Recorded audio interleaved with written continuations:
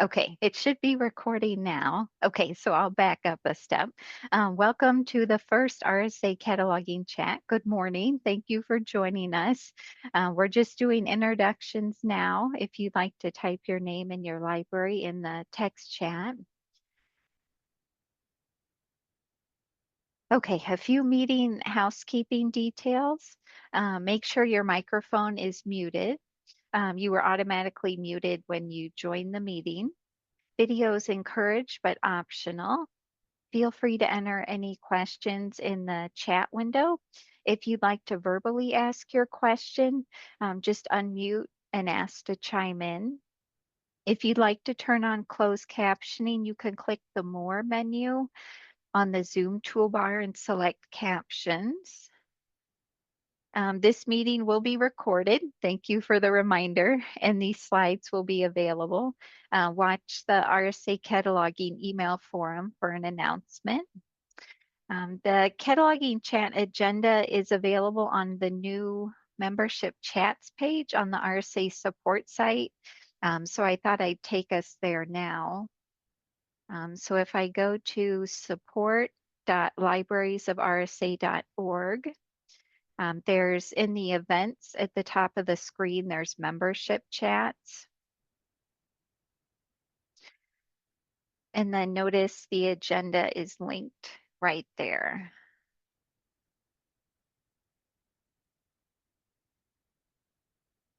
Okay, so we'll get started with an update on Rails cataloging services from Nancy George. Nancy, good morning. Hi, Erica. Hi, everyone. Good morning. I hope you are all doing good in this morning. And my name is Nancy George. I am the Cataloging Services Manager at Rails. I am happy to share with you all this morning regarding the cataloging services update from Rails. I'm joined with you after a long time. I feel that. Yeah. So thank you so much for this Oops. opportunity, especially Erica and RSA, to meet with all the RSA cataloging folks. So I thought it's a great opportunity to meet with you and to get update about Rails, what we are offering to our members. That's great. So thank you so much for this opportunity. So first, I would like to talk about the cataloging training we offer from Rails. We are excited to announce an upcoming webinar on cataloging children's materials. This session will be led by an expert, that is Robin Fay, and she promises to provide valuable insights. So that will be happening in November 2024. We don't have an exact date, so stay tuned for more information. We will keep you updated through our e-newsletter and the Rails Tech Services listserv. So be sure to check your inbox for details on the date, presenter, and how to join. Additionally, in February, we will offer a 6-week training course on understanding classification using DDC and Web2V. It is a Moodle developed site, and it is an asynchronous course. So that will be happening in the starting in first week of February 2025.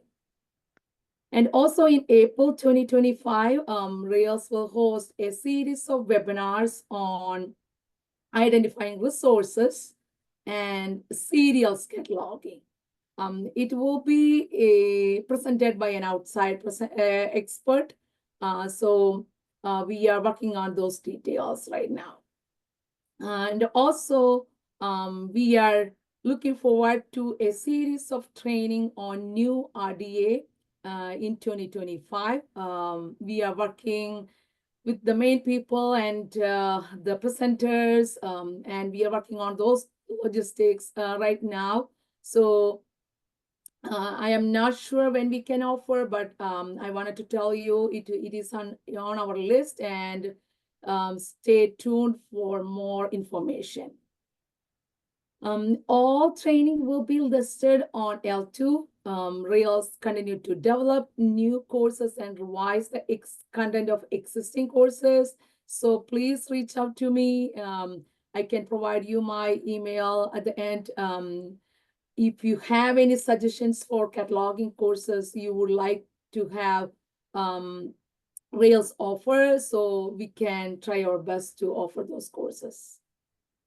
That's about cataloging training. Now I would like to talk about the new cataloging mentorship program. I believe most of you are aware about the cataloging mentorship program. So if you are not, it is the Illinois Heartland Library System and Rails and cataloging staff, along with the committee members from libraries across the state, developed a mentorship program for cataloging professionals in Illinois. It's called Illinois Cataloging Mentorship Program. You can say ICAM, that is the shortest form. So we are excited to announce that the formal mentoring program for this initial cohort already launched, and it is started on September 15th, and it will run until August 31, 2025. So this is our initial cohort.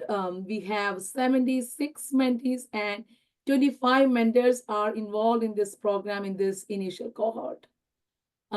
We held our orientation session last week, and I noticed RSA members are participating in this program, and we extend our gratitude to RSA for your active involvement. You can learn more about about this program on our website, and I can provide you the details on our website. I can put that in the chat so you know what I am talking about. So please reach out to us if you have any questions. There is a contact form on the site. So please reach out to us with any questions you may have about this program. And if you are interested to learn more about this program, we have two presentations at ILA. And if you are attending ILA conference next month, we would recommend you to attend in one of our sessions that is for everyone. And we have one more session that is for participants in this cohort. So I would recommend you to attend. Calling All Catalogers mentorship is for you if you wanted to learn more about our program. So that's about the cataloging mentorship program.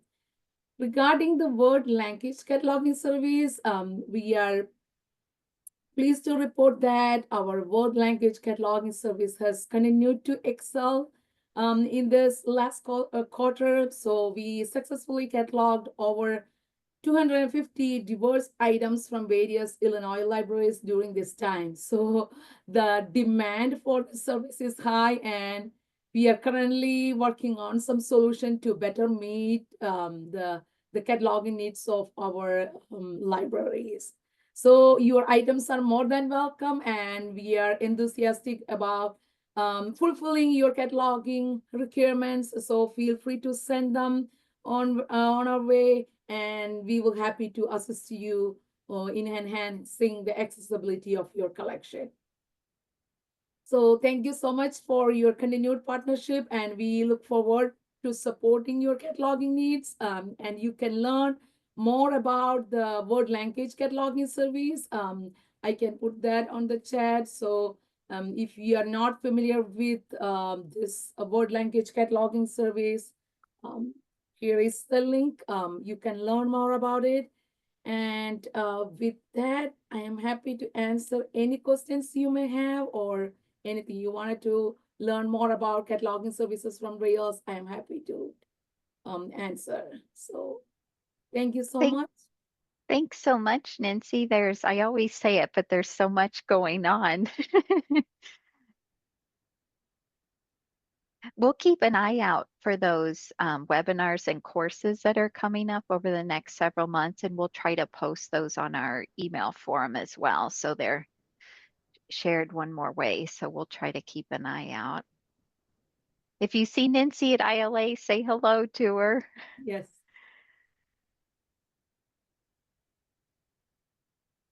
Okay, great. Thank you again for joining us. Okay, so next on the agenda, we'll have a Cataloging Maintenance Center CMC update with Dr. Pamela Thomas. Good morning. Good morning. Look, my giant head. Okay. Like, how far away can I get from the camera? Good morning, everybody. Sorry, my voice is not enjoying the weather. We are currently interviewing for a CMC cataloger open position. Hopefully we'll have a new team member in late October, early November.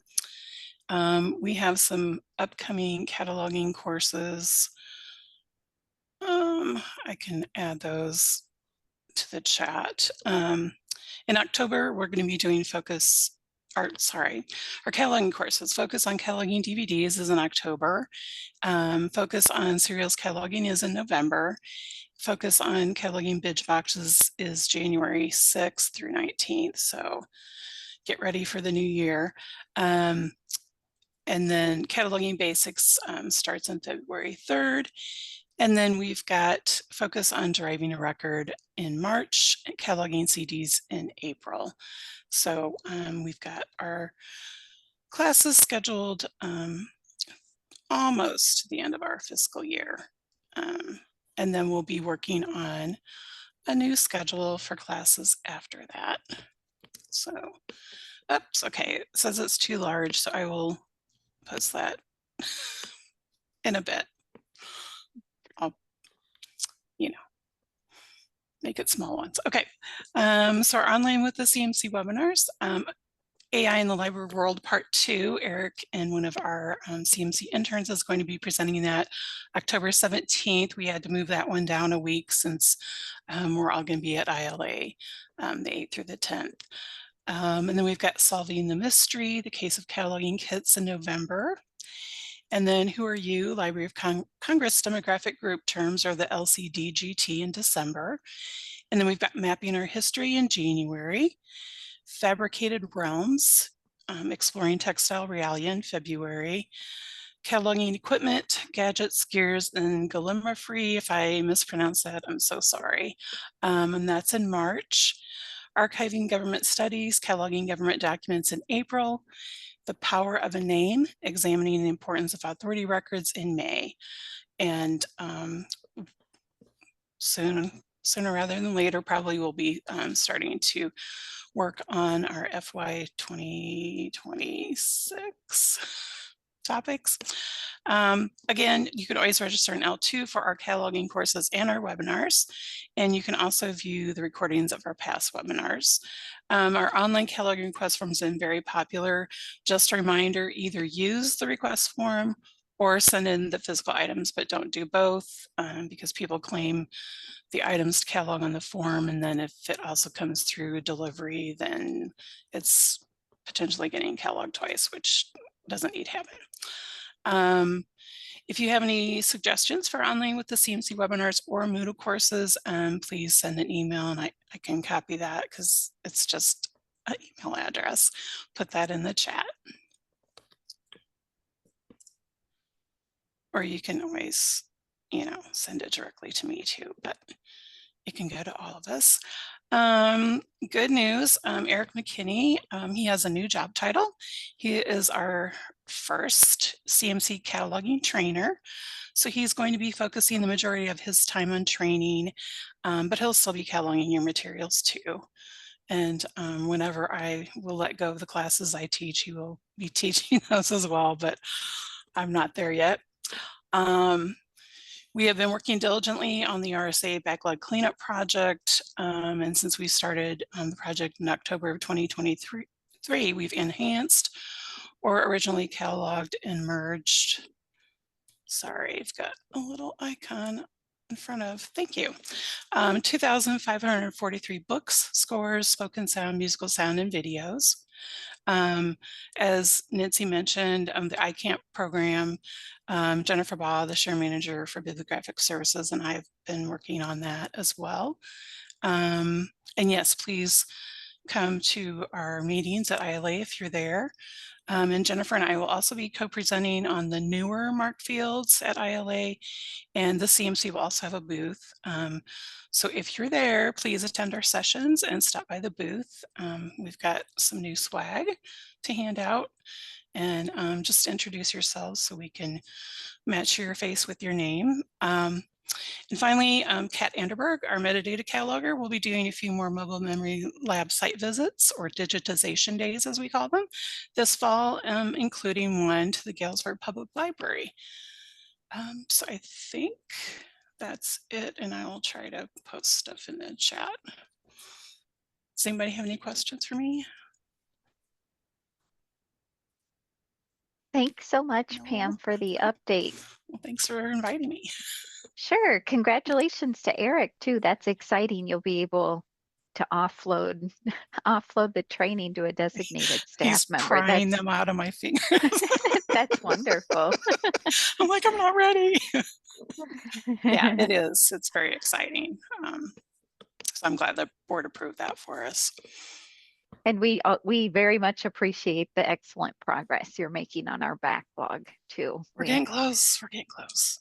I know there's a few hundred left in there, which well, is okay. Many of those are amazing. mine. And I'm teaching cataloging 3D objects class right now, so none of that work is getting done by me. I'm sorry. Next month, I completely understand. Okay, no questions? All right, I'll try to get the stuff in the chat. Okay, perfect. Thanks again, Nancy and Pam, for joining us. Okay, let's see. Kendall, are you ready to talk about the interactive collection browser? I am here and ready to go. Awesome. All right. First on screen. I think I have it set so you can share your screen. Now, you should be seeing the RSA homepage. I do not. Let me, Do you want me to stop sharing? Hold on. Nope, that's me. Hold on. I have shared the wrong thing apparently. Stop sharing. Hello, everyone. Please stand by while I figure out what to share here. That. Aha, that seems better. Should we be seeing it? You should be. It says I am screen sharing. Okay, let me stop share. Okay, now I'm seeing it. Okay. All right. So Erica asked me to talk about the new interactive collection browser, which if you have a BCA account, you may be interested in using to do some serendipitous collection exploration for your items. If you don't have a BCA account, you can open a case, and as I have free time, I'm creating BCA accounts. This new way of doing reports in BCA for a couple of these anyway is pretty simple to do. So I thought I'd show you where and how you get to these.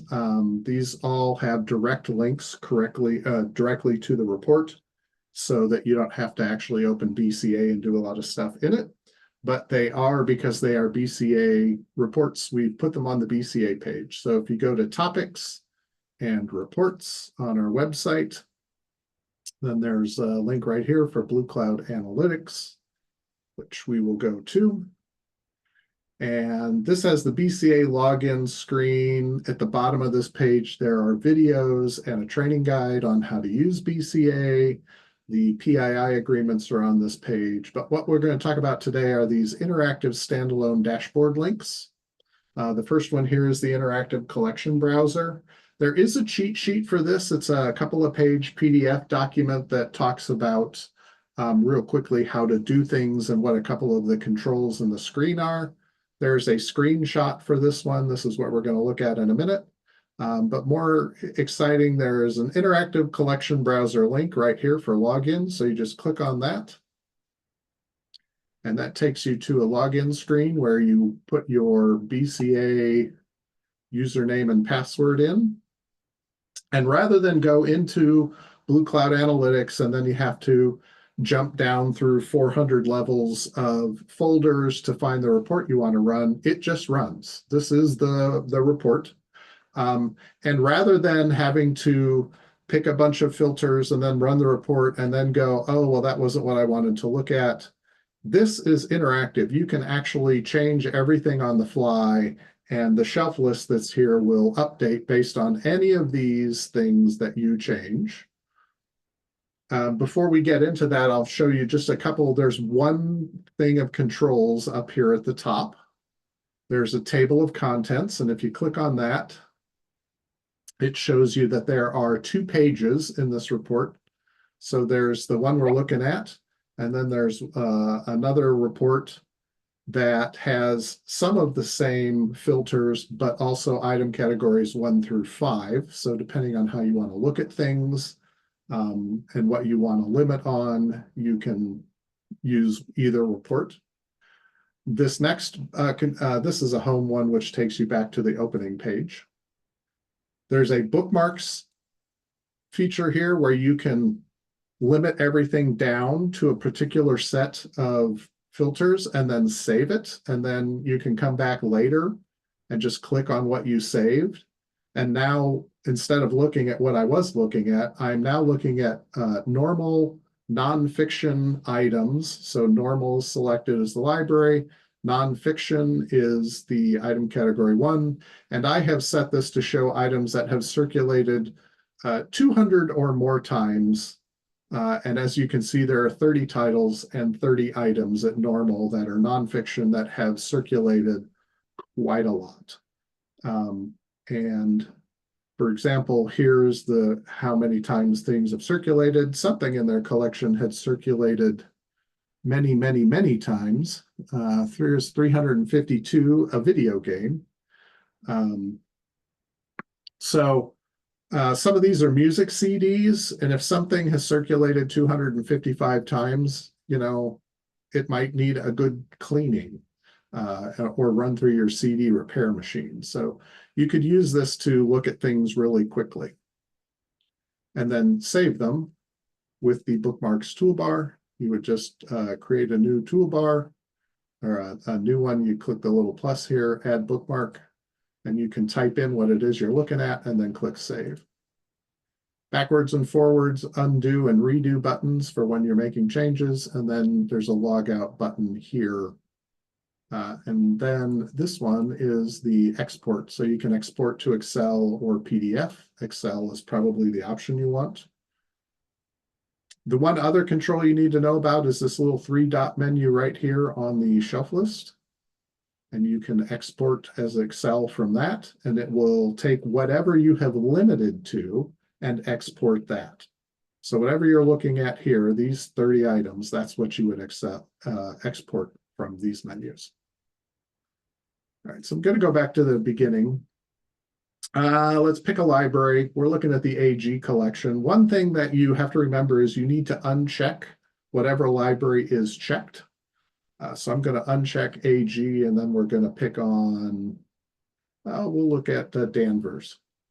So I'll click on Danvers, click OK. The report then churns through the database and returns 15,000 titles and 16,000 items. Because nothing has been set, none of these filters have been set, we're basically looking at everything, right? So it says all of the inventory dates are there. If you change any of these dates, so we'll change this last checkout date to just things that have checked out since March this year.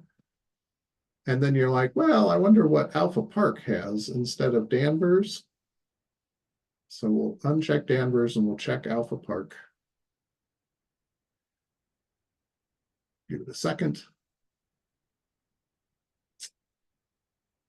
now we're looking at things, but of course, now it's saying the filter can't be fixed. So all you got to do if that ever happens is just click on the three-dot menu and do unset filter. Now, having said that, now we're back to all of Alpha Park's materials. 88,000 titles, 93,000 things. If you only care about brief items, you can look at just the brief items. Give it a second. Now we're down to 672 items, pretty good. If you only cared about, say, equipment items, you could look at that. Now we're down to 30 items. Then you can click back on the all and go back to looking at everything. If you were interested in things that were currently checked out, you can change this to, so current location and home location in the system. The way it works, home location is where it lives. Current location is the home location if the item is not checked out. But if it is checked out to a cataloging account or checked out as to a patron, discard, mending is also in here as a location. Missing is a location, lost in transit, lost claim, lost assume. These are all in here. So I want to see things that are only checked out. Now I've got a list of those. Now at Alpha Park, that's 4,600 items. That's probably not super helpful, but if you're a small library and you're trying to figure out if this item that you think you still have, that might be much more useful. If you're looking at things that you have in your discards, you can just quickly click on current location discard, and that'll tell you what's in the discard location. The same thing goes with any of these filters. So if you want to look at things just by the home location, or if you just want to look at your Blu-ray 3Ds. Alpha Park's got 12 of them. This, you'll notice we have hundreds of item types, but you'll notice that Alpha Park is only showing this amount. That's because these filters change based on the library that you chose, right? So if I choose another library, give it a second. If I choose, say, a school library, all I'm probably going to have is books and maybe equipment. Oops, I forgot to uncheck Alpha Park. See, now I'm book large print, book non-cert, book paperback, and DVD, right? So all of these are, they interact with the library that you've chosen. Same thing with page 2, where we're looking at things by item categories. When you change pages, it also changes all of the filters. So you'll notice this is where I left this page, was on normal, looking at nonfiction things of 200 charges or more. If I want to change that, I need to clear it all out. So we'll change that. I wish there was a reset all button. I have not figured out how to do that yet. Also, because there are so many item category 4s and 5s, I put a search box in here as well in case you know what you're looking for. You can just type it in there and then it will limit it down.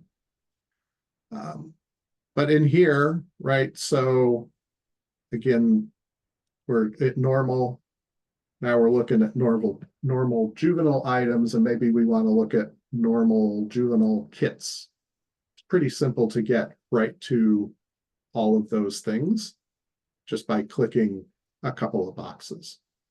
So I guess the takeaway from this is, if you're looking at your collection, you'll very quickly notice that sometimes you get down to like just a couple of items, and you might think, well, why do I only have a couple of these? And when you look, it might be an item type that you don't use anymore, or a home location that you stopped using, or something cataloged in error. Those appear as you're looking through things with the kind of serendipity of just looking at stuff. we'll go back home here. Okay, so this is one that I had saved, and it wants to know if I want to, when I leave the page, if I want to save that changes, and I do not. So I'm going to lose the unsaved changes. That is fine with me. So the idea here is that you can look at your collection, you can get counts, you can generate shelf lists based on anything you want, but also you can look at things like this is a school and they have something that costs $1,173. And maybe that's your library and you think we don't have anything that costs $1,173. Let me figure out what that is. And so you can limit these filters down. And we go find item price. And then we can find out what that is. Like here's a $290 young adult something. A book on drugs. Maybe the book comes with drugs. I don't know. But you can quickly look at things and go, that doesn't look right to me. I want to figure out what that is. Here's the $1,700 one. What If is that? someone wants to use this, Kendall, and they don't have a Blue Cloud Analytics account, can they email the help desk to get an account set up? Yes, I can set you up a Blue Cloud Analytics account. Give me time because I'm a little busy and I'm the only one who can set them up right now. But I will set you up one using the 4 reports on the Blue Cloud Analytics page. There's the interactive collection browser, which is the one we just looked at. There's a holds placed and holds filled interactive dashboard. There's a checkouts and renewals interactive dashboard, and these things allow you to kind of slice and dice your checkouts or your holds. There's also a transits one, which is pretty interesting. I'll pull that one up real quick. If you ever have a board member ask you, what is the value of being in RSA?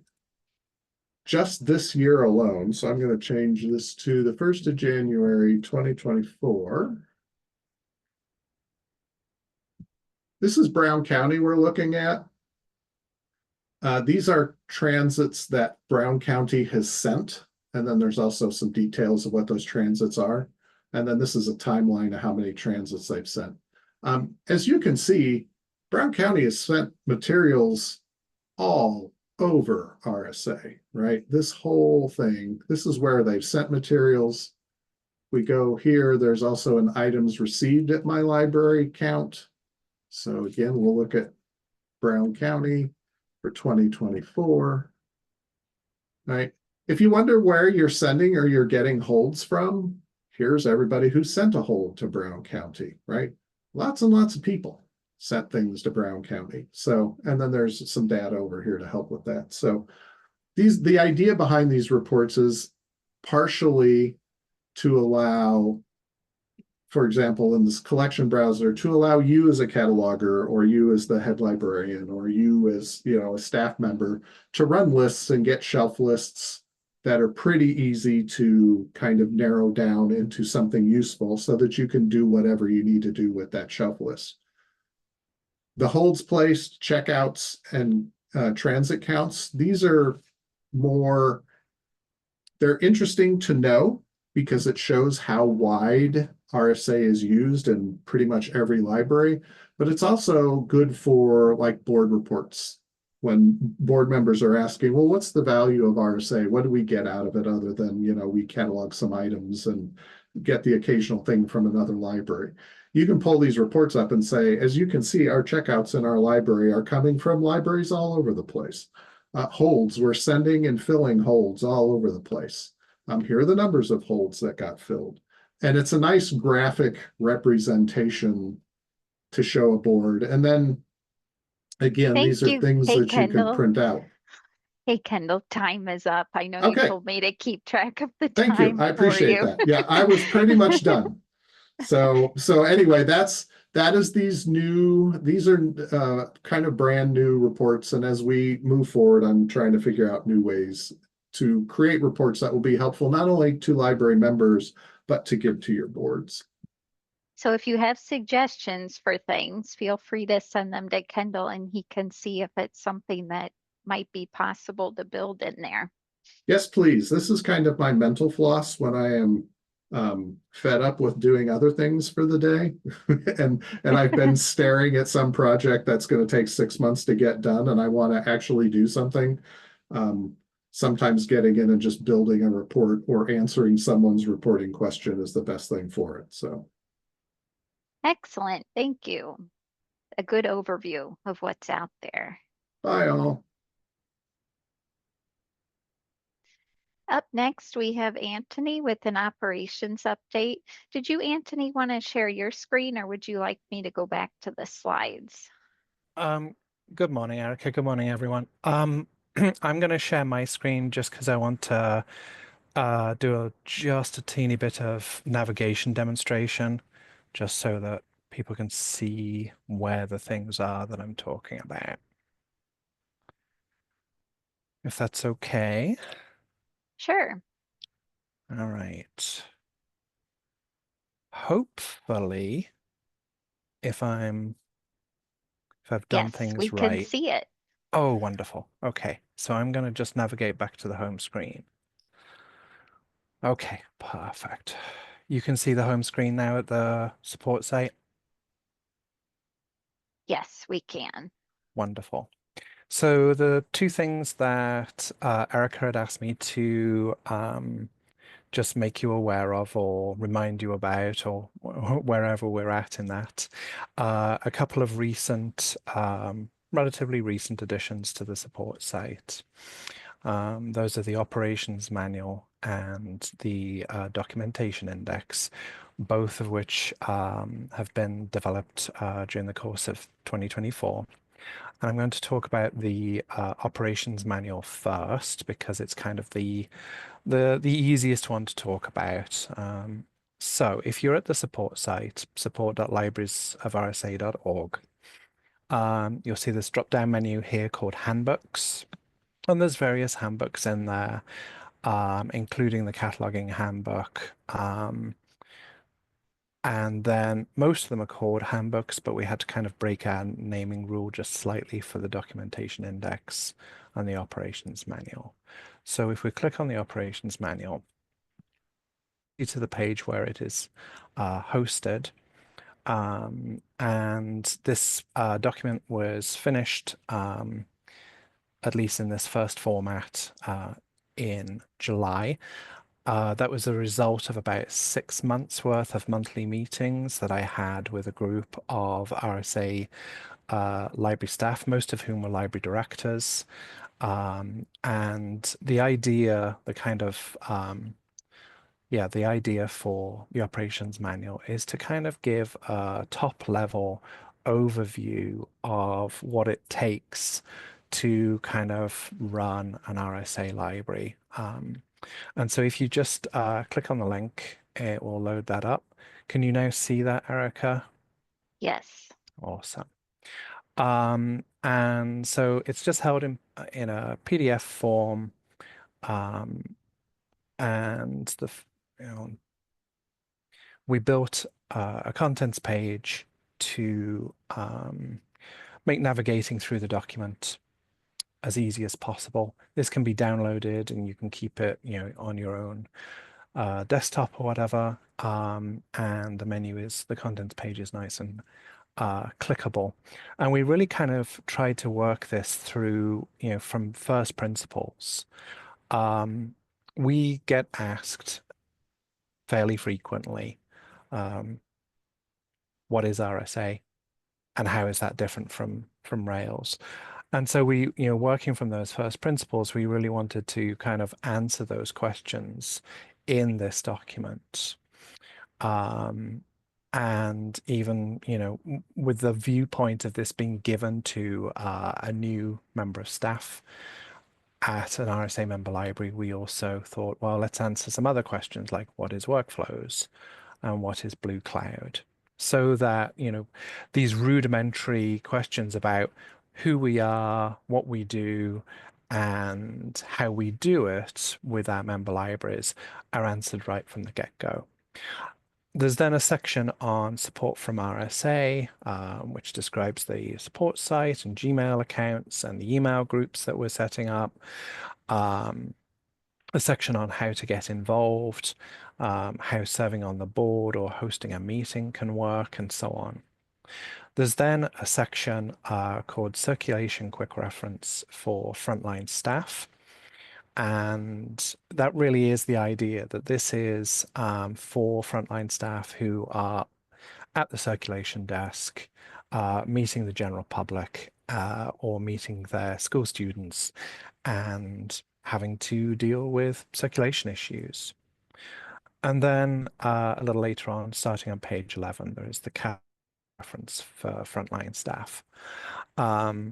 We can click on that. I can't take very much credit for this at all, or perhaps I should say I can't take any credit for this because Erica wrote most of it. And then it was kind of fine-tuned and field tested, so to speak, by the members of the working group. And so it talks about cataloging access, it talks about how to get a hold of the help desk, what to do in order to get an individual cataloger account, if you're still working with tech accounts, how and why you should switch over to the individual cataloging accounts. There's a section on matching attaching to catalog your items in workflows. There's how to create an on-the-fly brief record and why you might want to do it. Check out a weeded item to your discard user. Report an item on the wrong record for RSA to correct. Scan items to edit their workflow cataloging codes. And then because we recognize that this couldn't be the answer to everything, it's really kind of a starting point, a jumping off point. We then kind of added a section called What's Next, which links over to the cataloging handbook and gives you ideas on how to, basically how to get help and to sign up for cataloging workshops and to request a site visit. In each of these sections, you'll see the highlighted text there links to one of our procedures or guides or cheat sheets. And then because it was starting to get kind of unwieldy with all those links in it, what we decided to do, I'm just going to excuse the massive scrolling, but I wanted to just show you at the end, we have a complete list of all the documents that are mentioned, basically an index that's of all the documents that are mentioned within the operations manual with the current active link and when that was last updated. Just so that we're trying to keep that, because all of this was originally in the body of the text and it was just getting too unwieldy. So we moved all of this down. So that's a very brief overview of the operations manual. If you want to take a look through it and make suggestions, the working group and I would be very happy to hear if there are suggestions for things that you think are missing or would be helpful in a next version of it. And I've just put the direct link to the PDF version in the chat.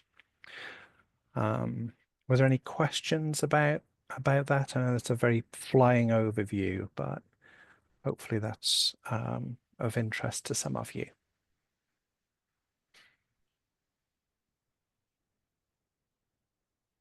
The Okay. document index is a great idea. I didn't know that was in there myself. That's great to list Yeah. all the documents for easy access.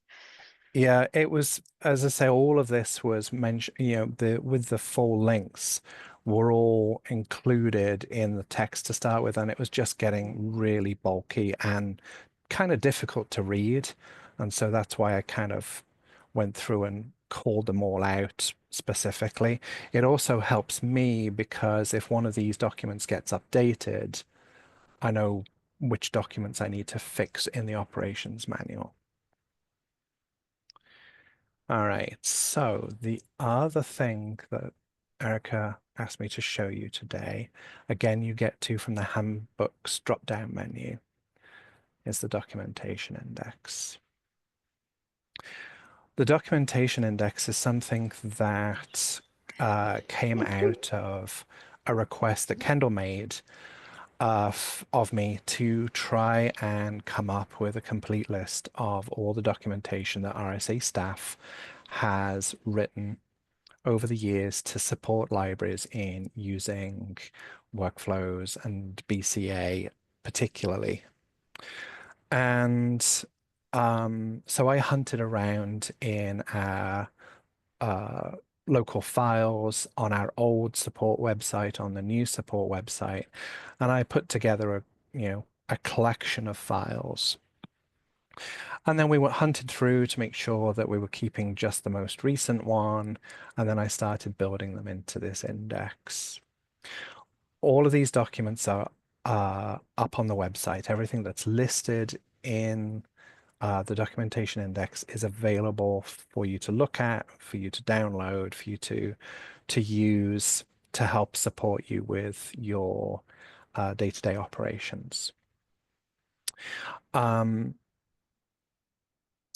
If you click on this download the RSA documentation index, it'll open up a new page on the website for you to download from.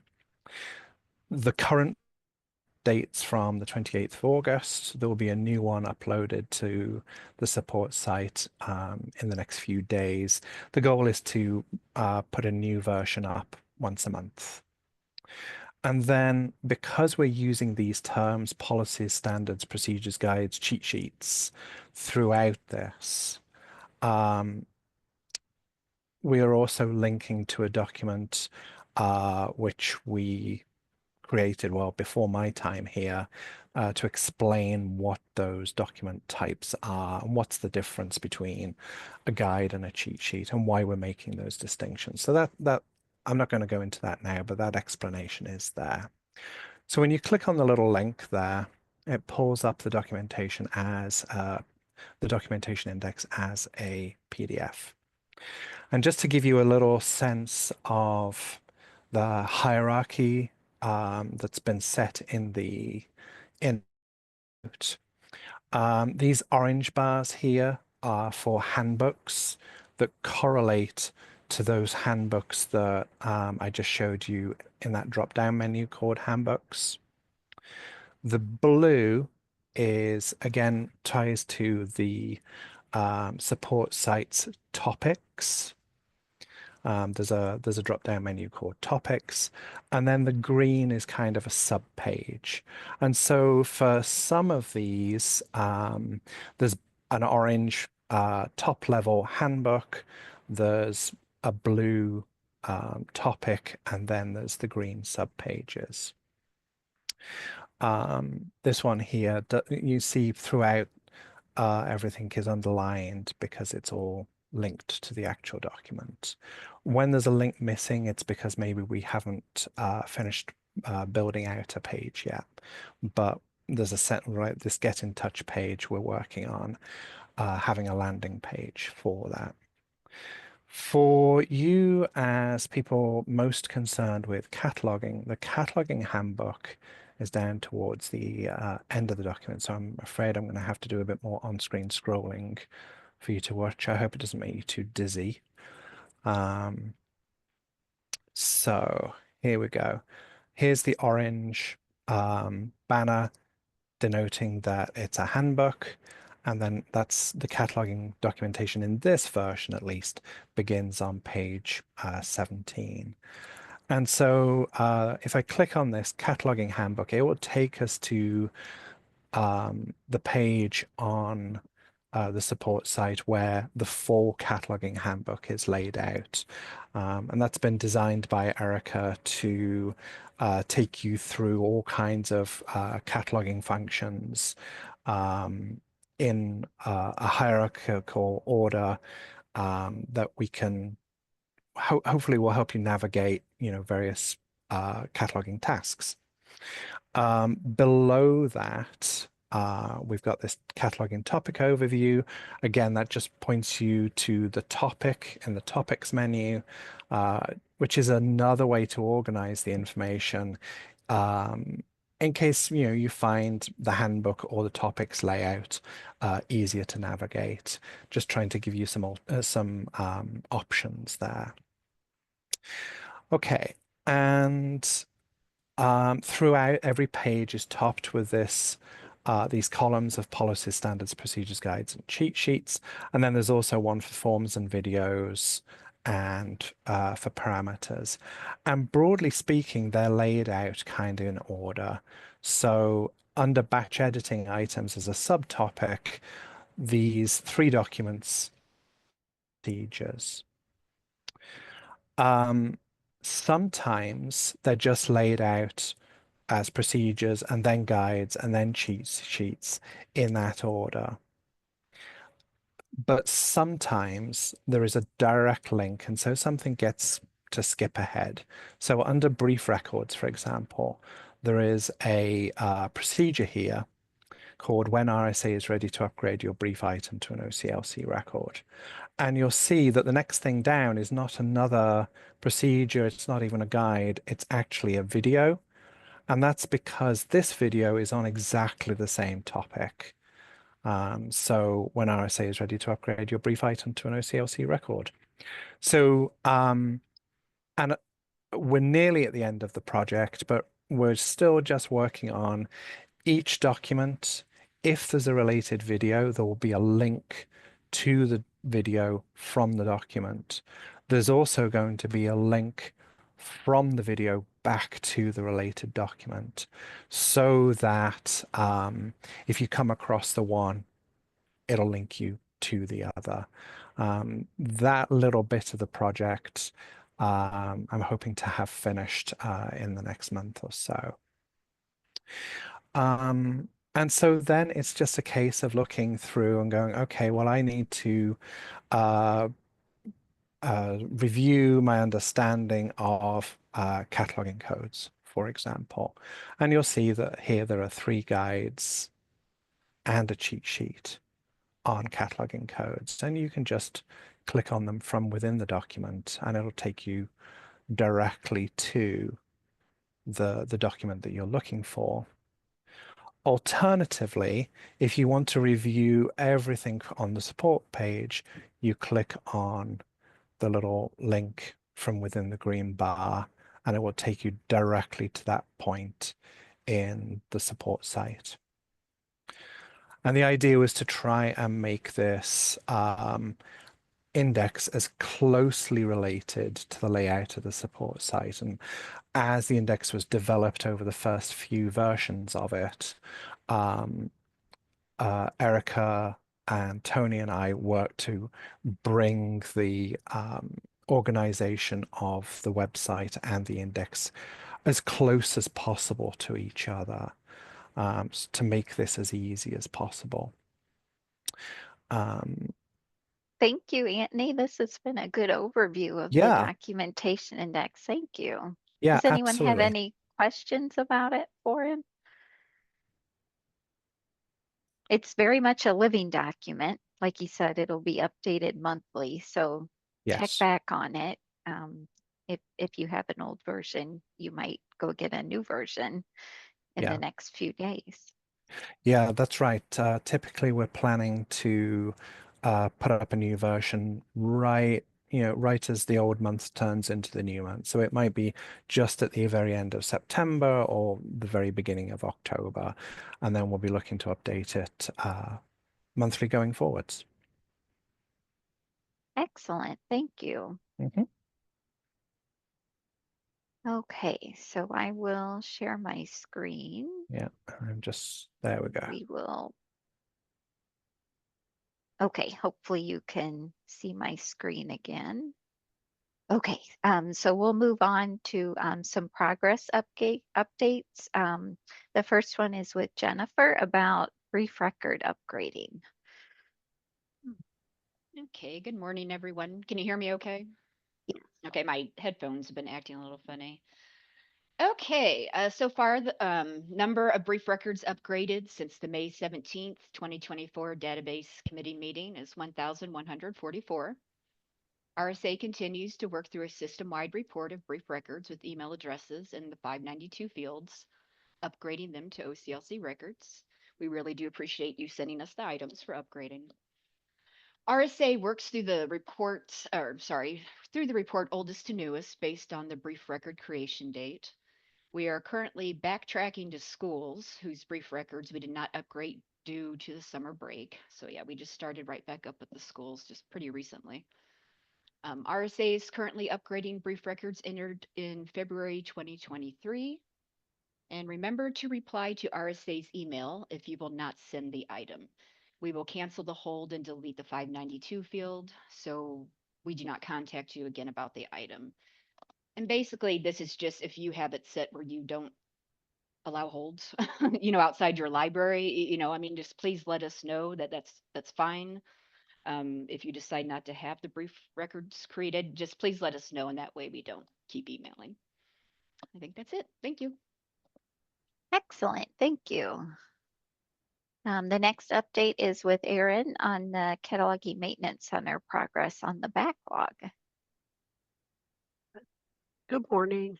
The CMC continues to upgrade Braille, encoding level 8 and encoding level M records in the cataloging request backlog to full OCLC records. 400 encoding level 8 requests have been processed since May of this year. 270 open encoding level 8 requests are left. The age of the oldest open encoding level 8 request is from February 28th of 2019. There's 688 encoding level M and Braille requests processed since the May 2024 database meeting. 469 are still open to do, and the age of the oldest open encoding level M request is November of 2018. The CMC is making great progress and plans to finish the backlog by the end of the year of 2025. Thank you, Erin. I thought I would give you an update on our annual goal. Oh, thank you, Anne. I see applause. Our annual goal was connecting with catalogers. The first condensed workshop for the basic workflows cataloging happened earlier this month. Erin taught it. She was our guinea pig. It went very well.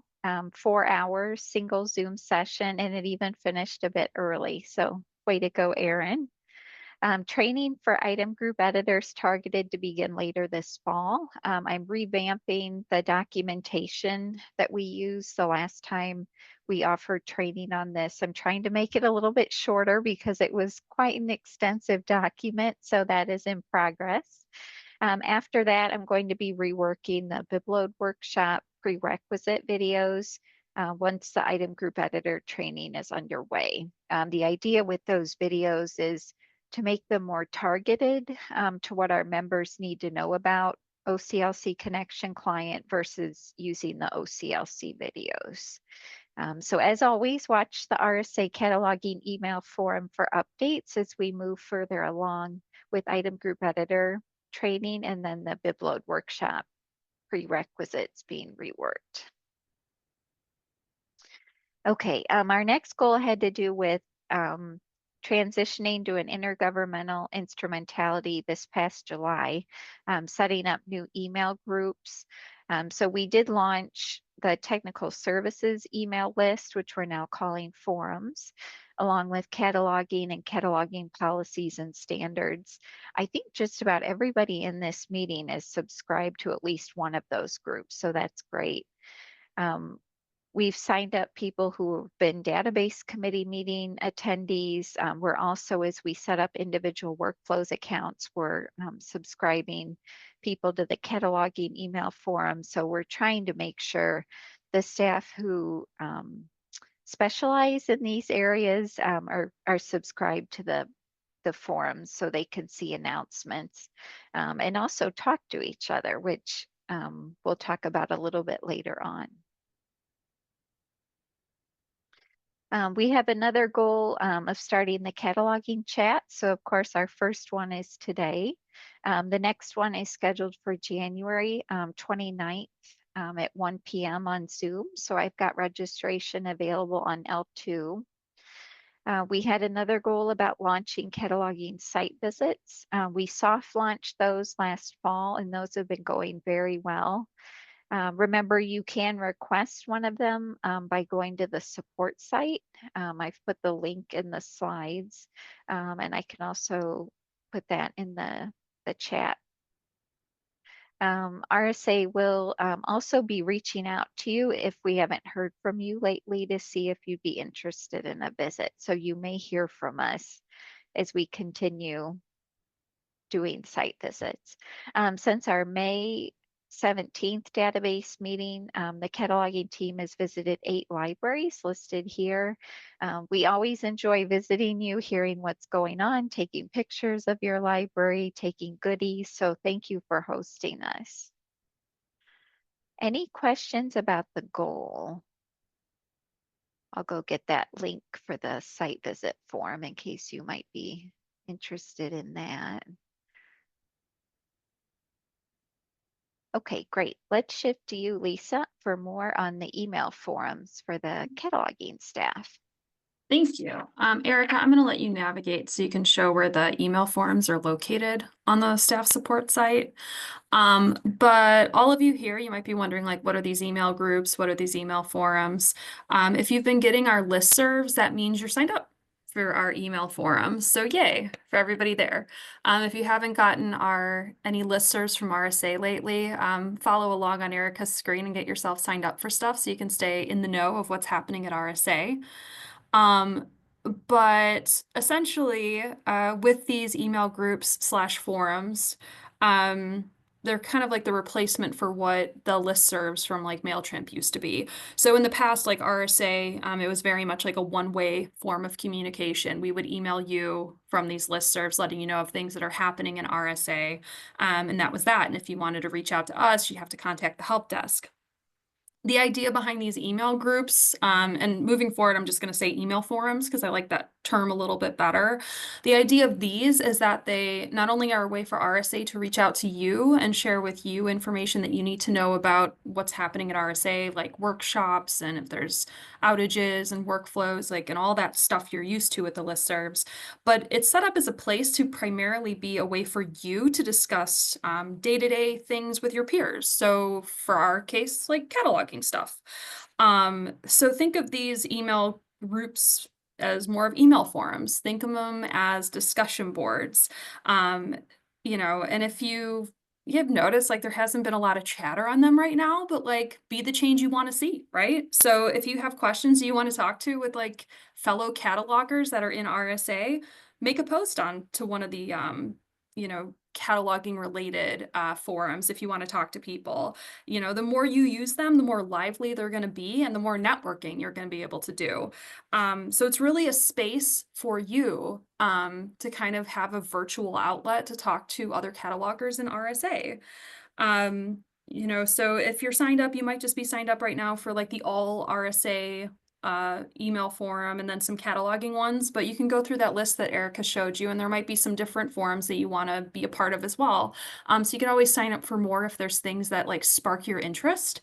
So if you scroll down, like, they have little descriptors of what they are. So like, maybe your library is in the Eastern region and you want to like connect with people in your region. If you're not signed up for that email forum, sign up for it.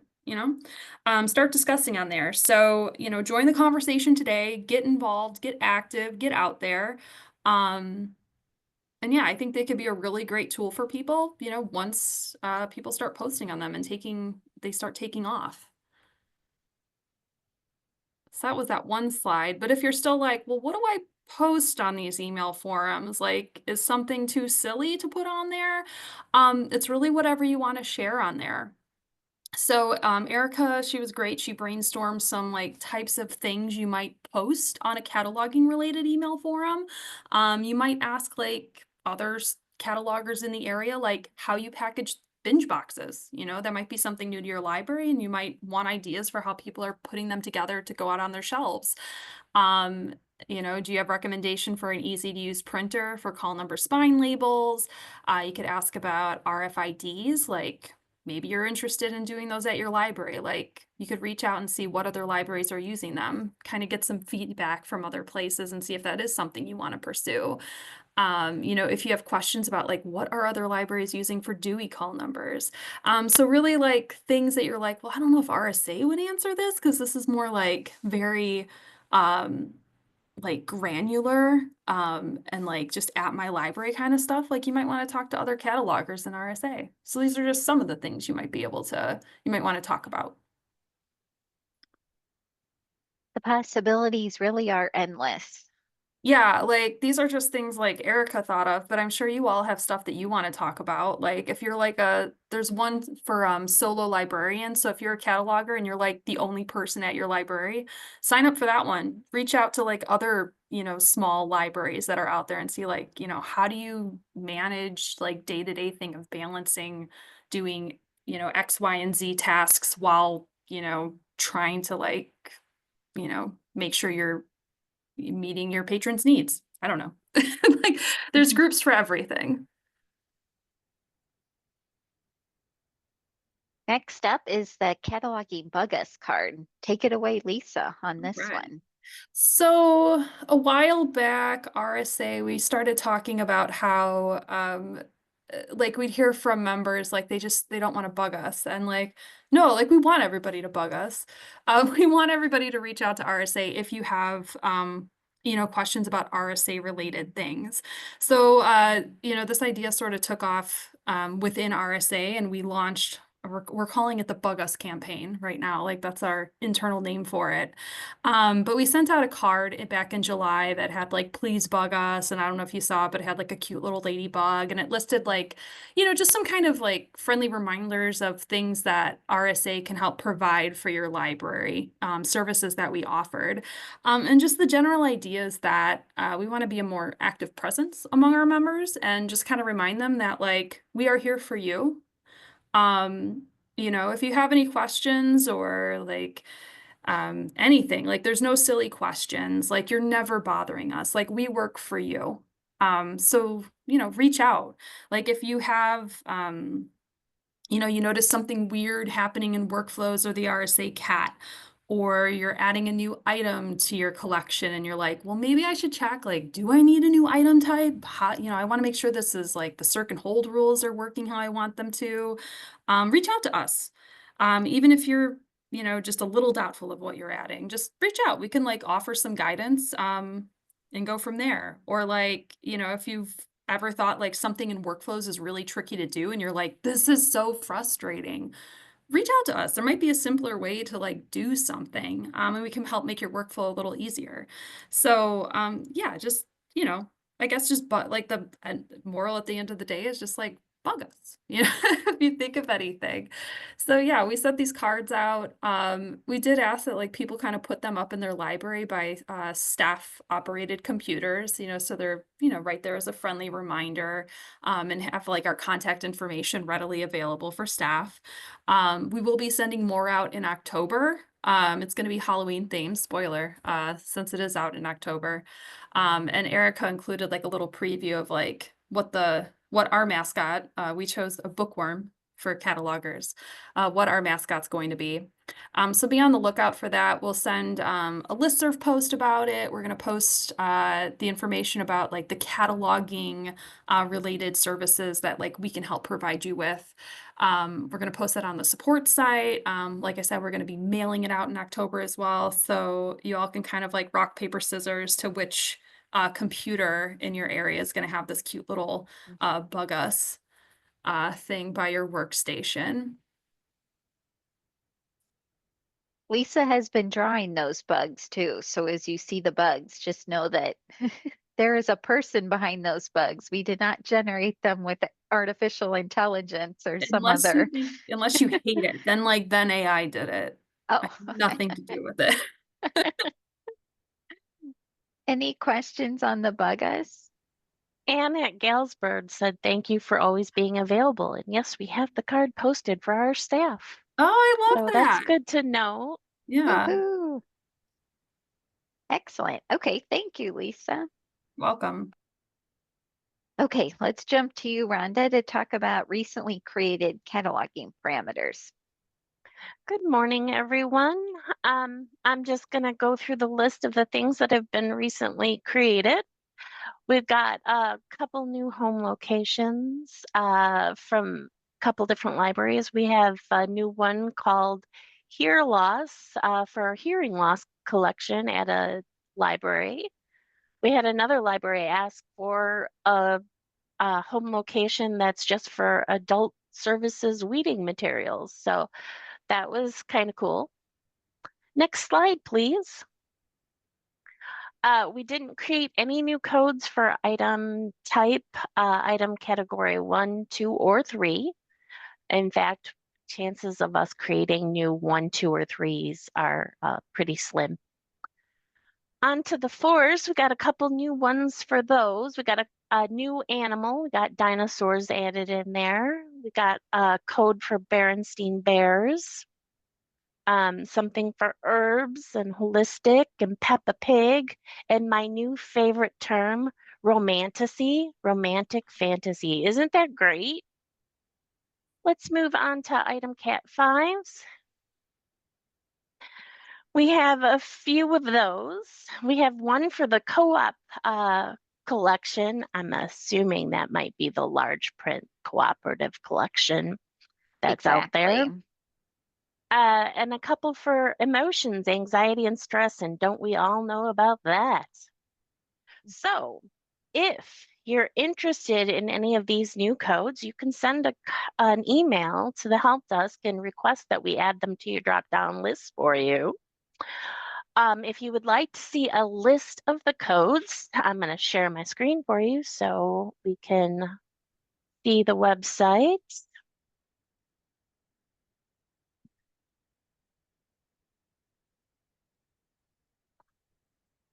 Come on. There we go. Does everyone see my screen?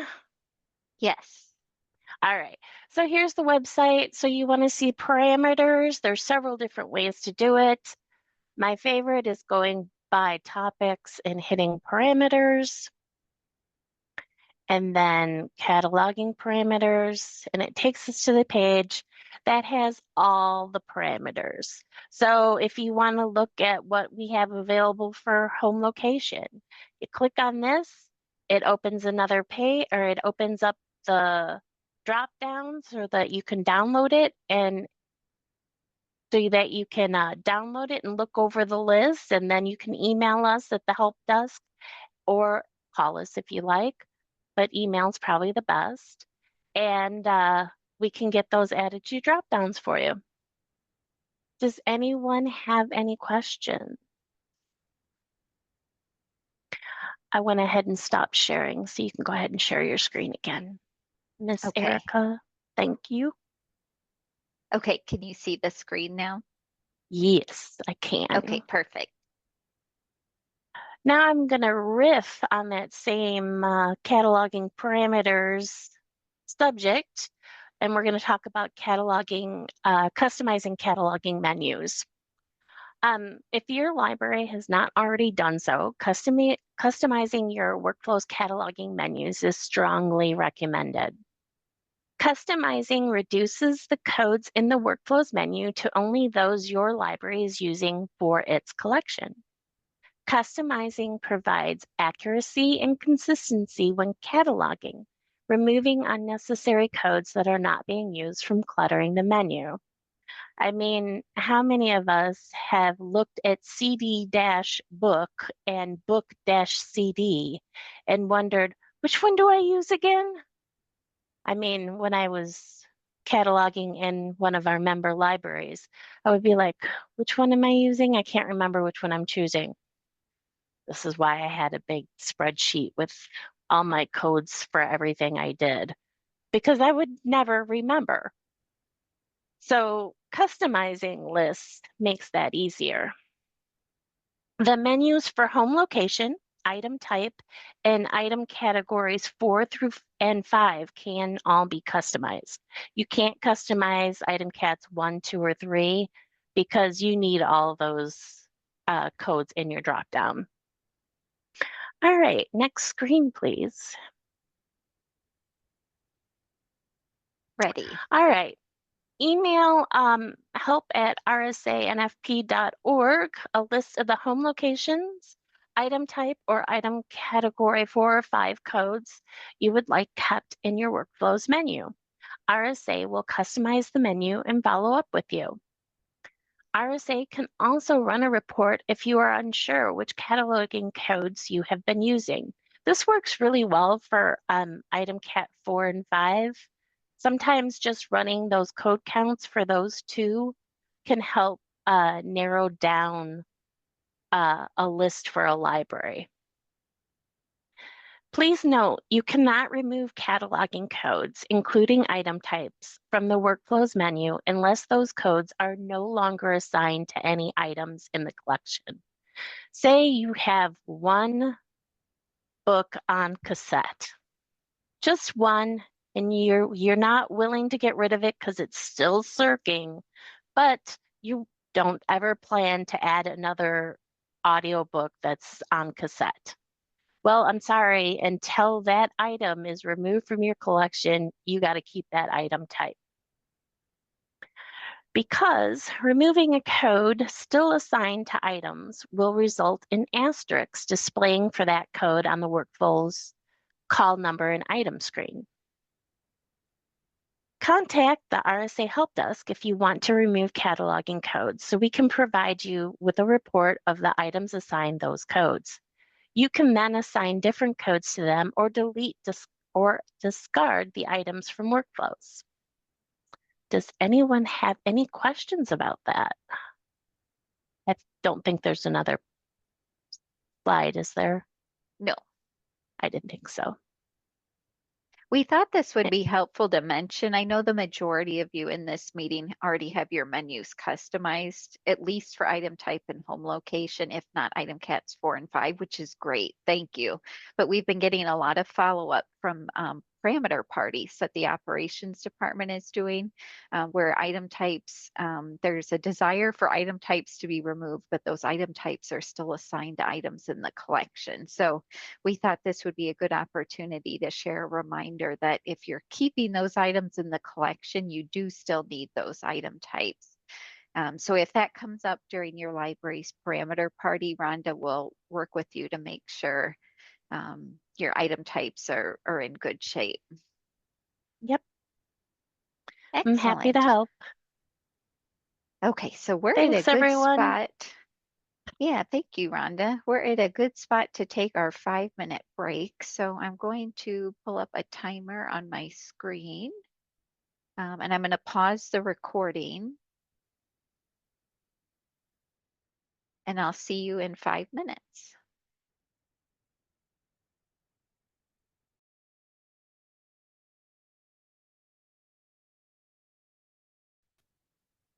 Okay. All right, so our next topic is cataloging playaway kits. So take it away, Erin. Okay, I found these while doing some database maintenance, and I didn't realize that you could get playaway kits. They're also called playaway book packs that bring together the simplicity of our all-in-one audiobooks and print books to deliver a fun and educational read-along experience for people of every age and reading level. And the example on the screen, it shows the that it's the description is an audio media player and approximately 30 minutes. And it also at the end says plus 3 books. Please use Kit, Kit J, or Kit Special item types because these items consist of multiple formats. A Playaway Media player, and books. And if you do not have those, but you do have the Playaway book packs, please reach out to the help desk for help getting started with a kit item type or to check your existing circulation and hold rules for kits. And I wanted to show a picture of this, so if I can share the screen. I'll stop sharing on my end. Okay. Okay, and this is the book pack. It will have the Playaway with it, and then it'll have a certain amount of books, but it also comes in this little kit. It kind of is like what a Playaway View would come in, or even your Playaway, but it's a lot bigger, so it has room for the books. And I will put that in the chat to the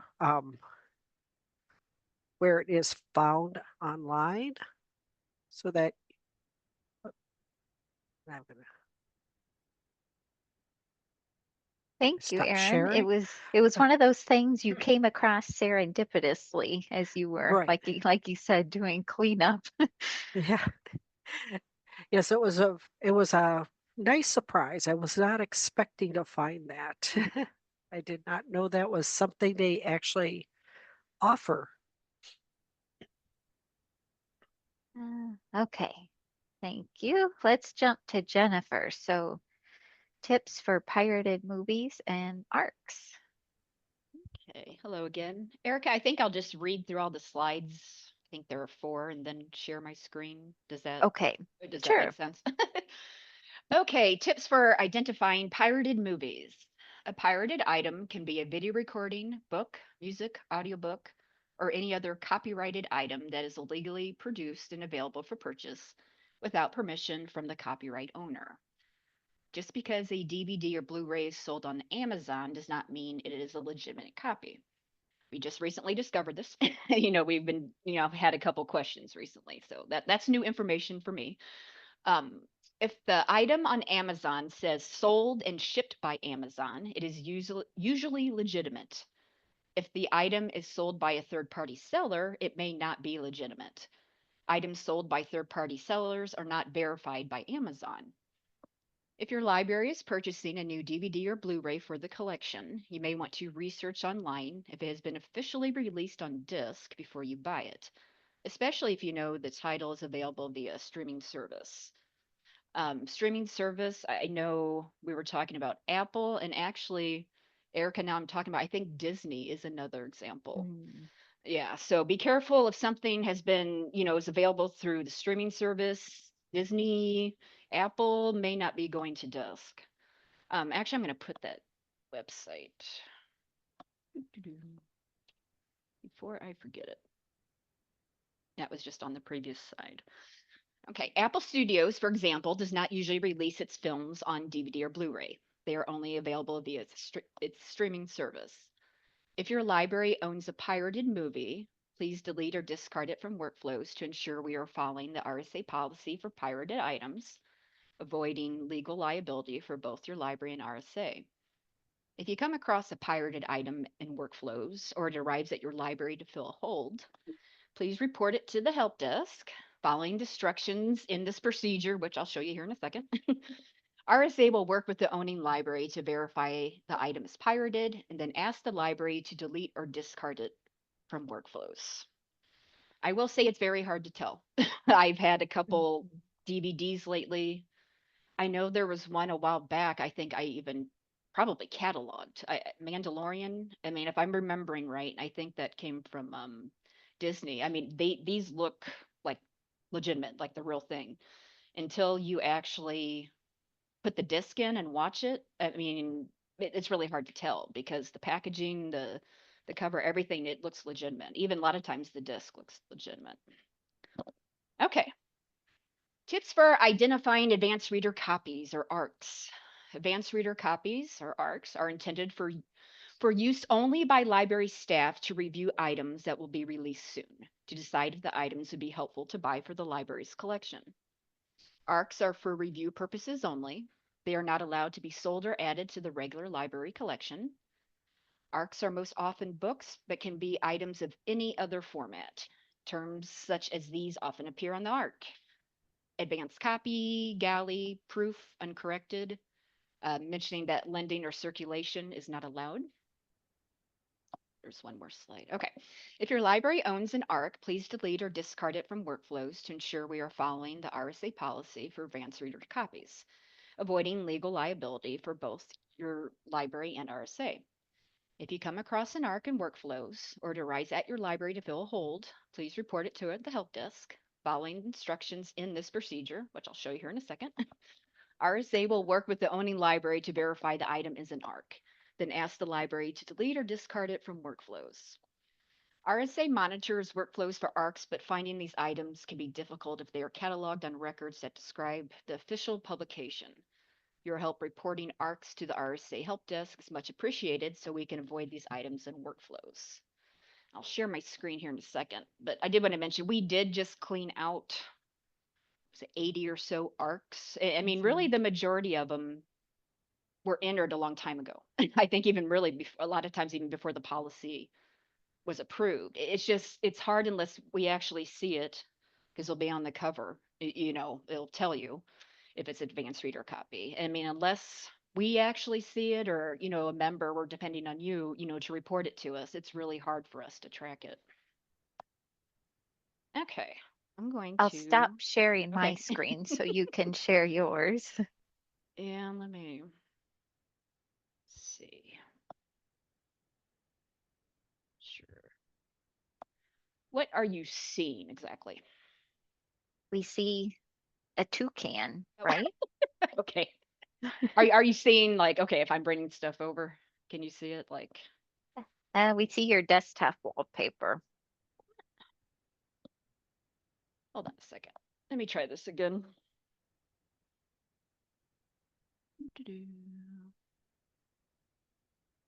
Well, I want, here, I'll just do this. Here we go. What do you see now? The DVD okay, release good. dates All website. right. I finally have it. Let me just move everything over here. I'm obviously having technical issues here.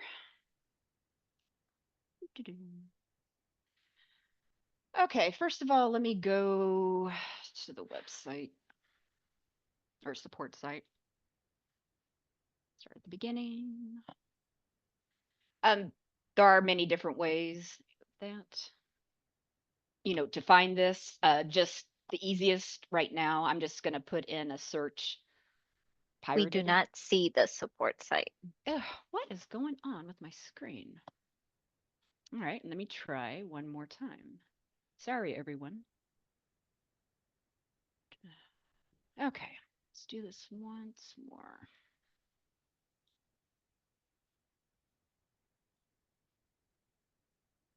Share screen. I want to share that. Screen 2. Share. What about now?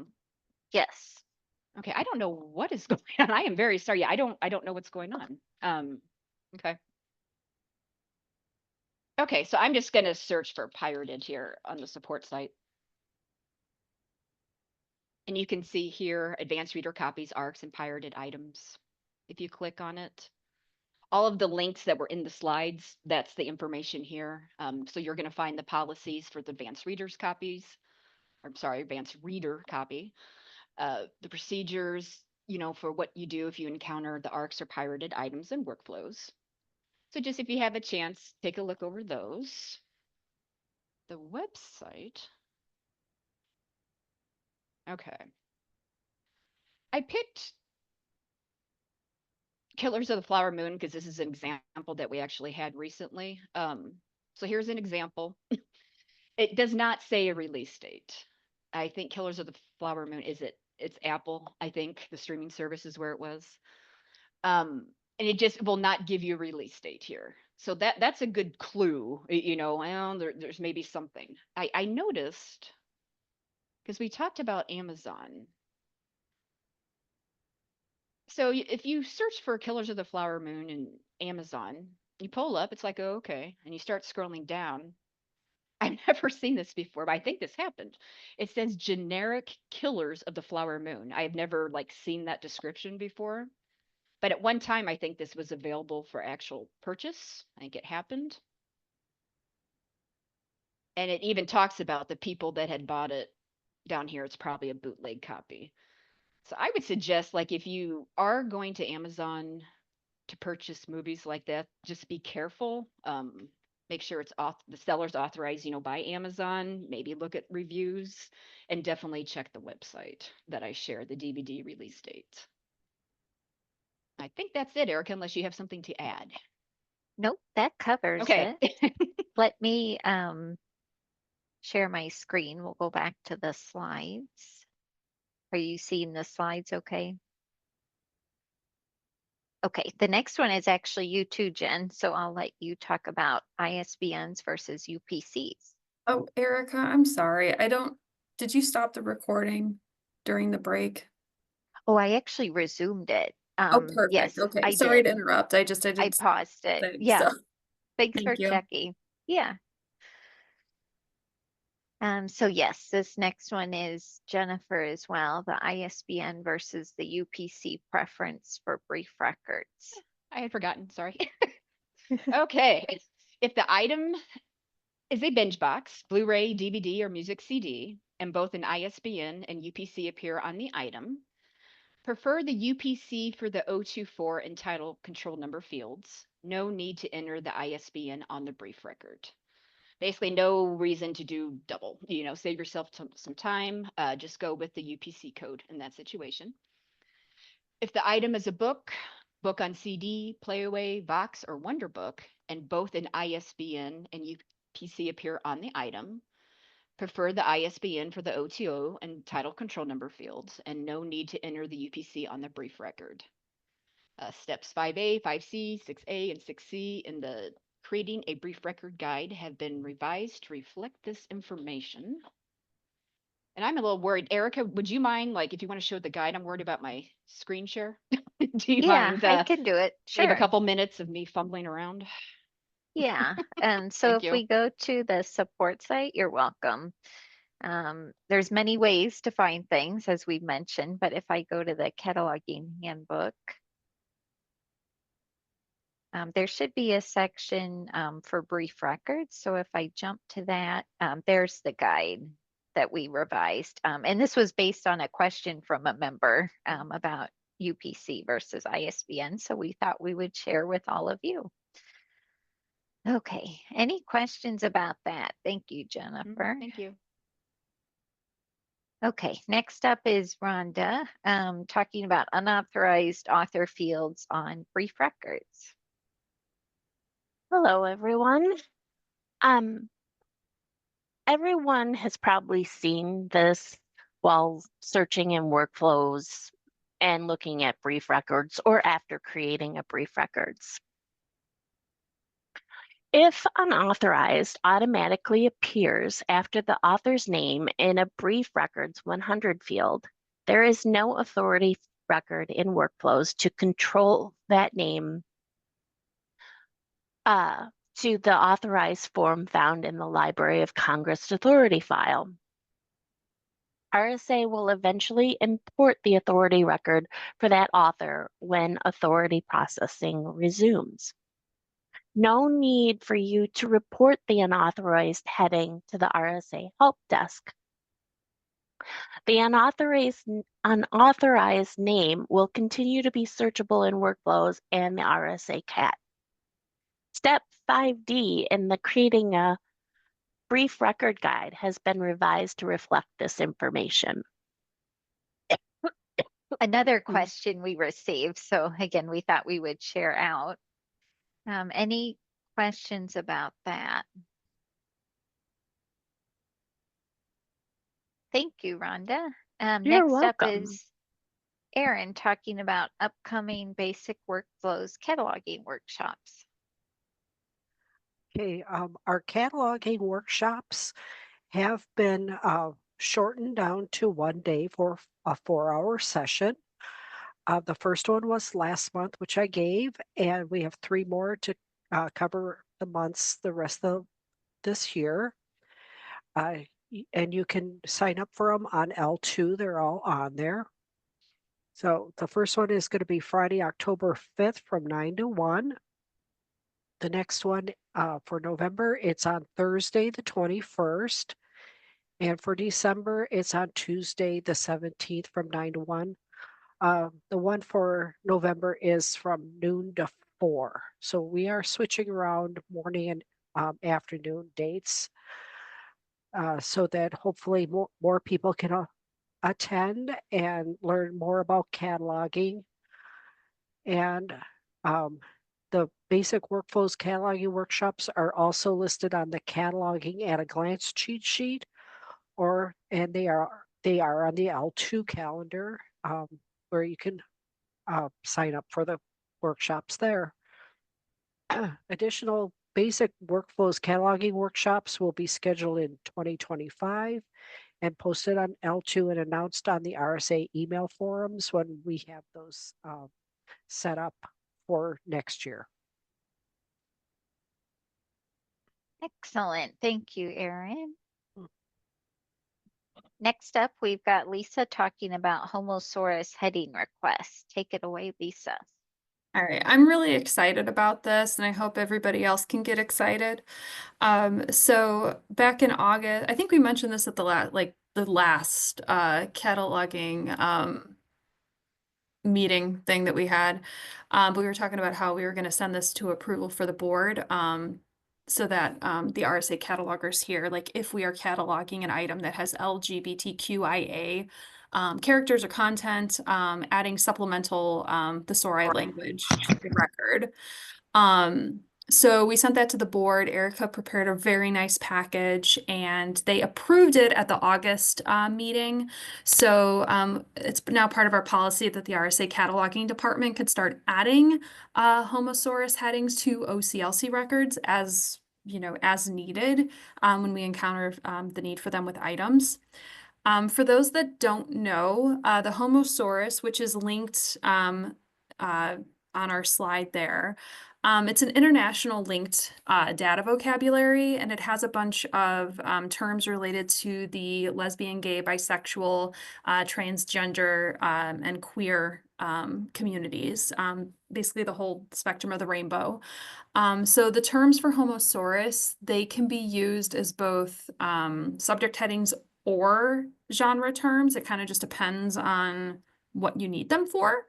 So you might see them repeated in both the 650 and 655 fields.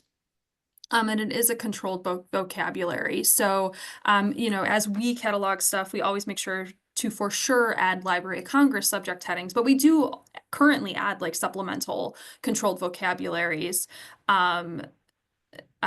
To records, if the Library of Congress is a bit lacking, which can happen sometimes with some formats. And right now it's just, they're kind of lacking as far as like terms related to the LGBTQIA plus communities. So these have more words that might be more user-friendly for your patrons.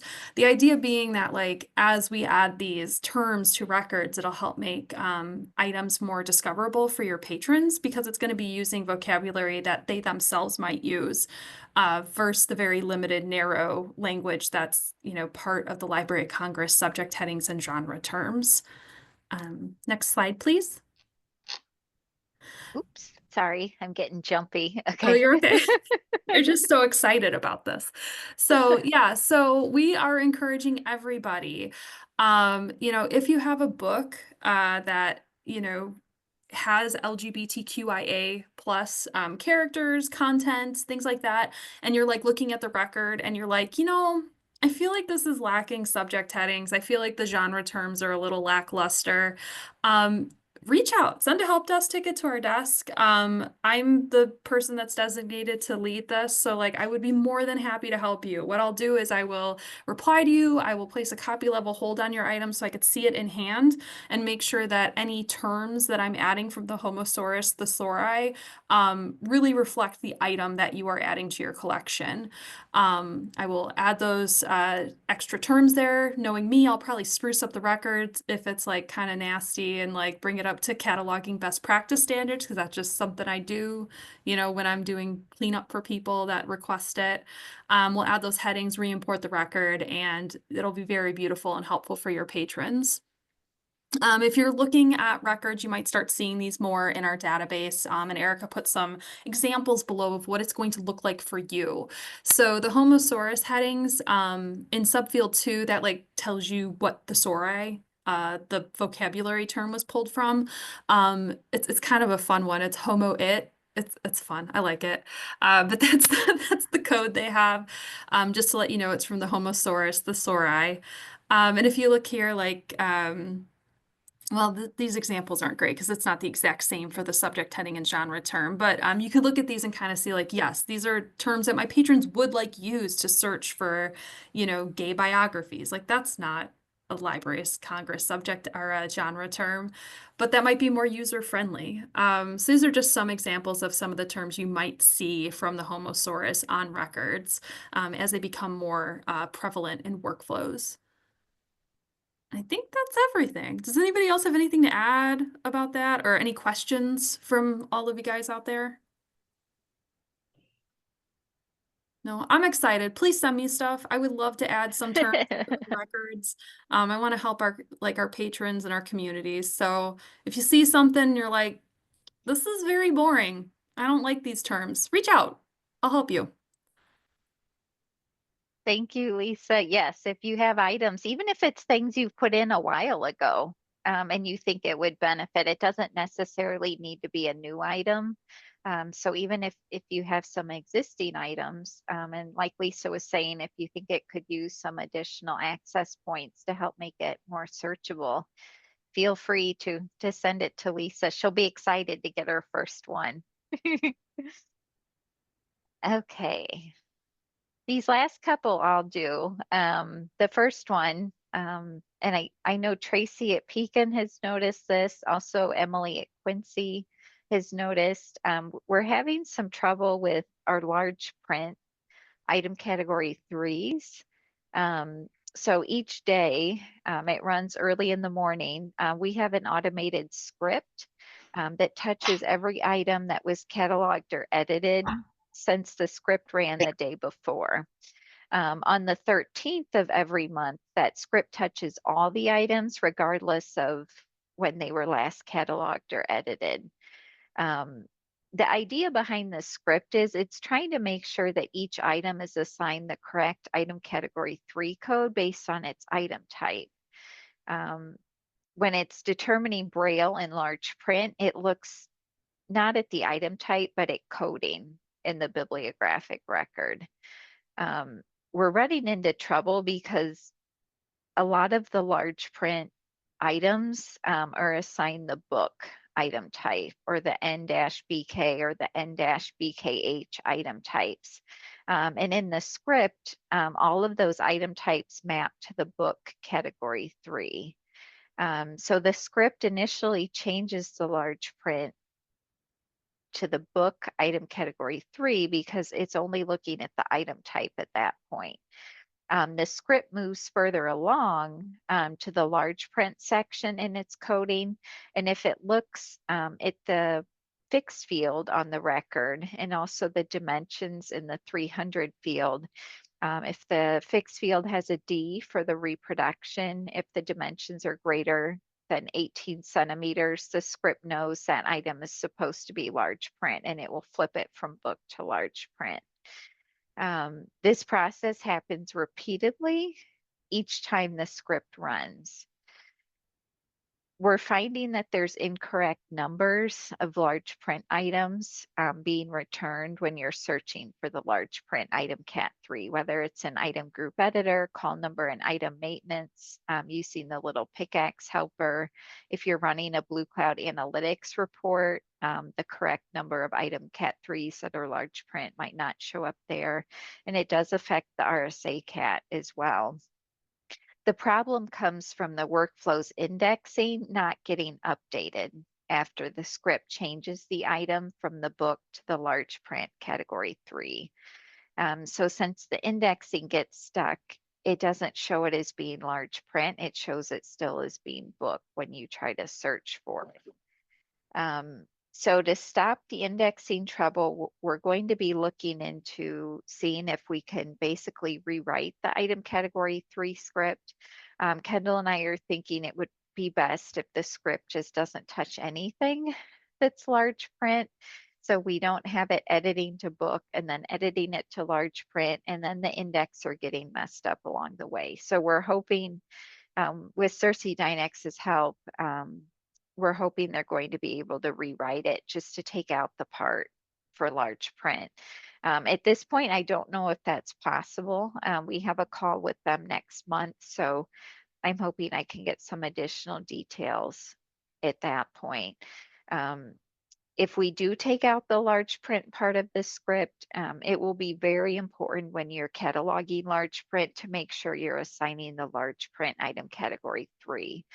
We found even before the script runs, a lot of times large print books are put in with the book item category 3. So that's why we started this script, was to try to make sure the large print were being correctly assigned the large print category 3. So like I said, if the script stops doing that, we'll need to make sure as you're cataloging that you're doing large print for the category 3 for all of your large print books. That's important because the large print item category 3 powers the search for menu on the RSA CAT. So if items aren't assigned the large print code, they won't be searchable from this option here.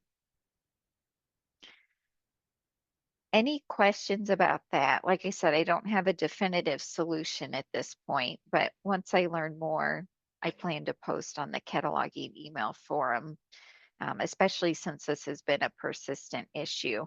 It doesn't happen every day. It's very sporadic. Yesterday it was acting up, I noticed, but a few days before that, everything seemed to be okay. So it's hit or miss. Okay, the other thing, the status of the OCLC Holdings Manager, or OHM updates. Remember, OHM is the process that we use to batch update your holdings every month in OCLC. I remember at the May Database Committee meeting, I mentioned that OHM was transitioning to a new backend process, which did happen. Swan, the consortium that developed OHM and runs it for us, they recently encountered a problem when trying to run it for us. They have been working with OCLC for us to try to fix the issue. But at this point, the update has not run. So again, watch for a post on the email forum once the OHM updates have resumed. But in the meantime, you may notice items cataloged in workflows that don't have their holdings updated, and you may also notice items you've deleted or discarded from workflows that don't have their holdings removed in OCLC. So hopefully we can get this straightened out soon. And then we can move forward with our updates. The new process has been working very well for Swan. They said it ran much faster for them. So I'm hopeful once we get it up and running, it will work well for us too. Thank you for your patience as we work on these couple issues. I feel like I ended the meeting with a couple downer issues, but I felt it was important to mention both about the large print Cat 3 and the OHM because those haven't been working as expected. Okay, any questions about that? That actually takes us to the end of our agenda. If you can think of any other questions about anything that we talked about in the meeting, you're welcome to put those in the chat as well.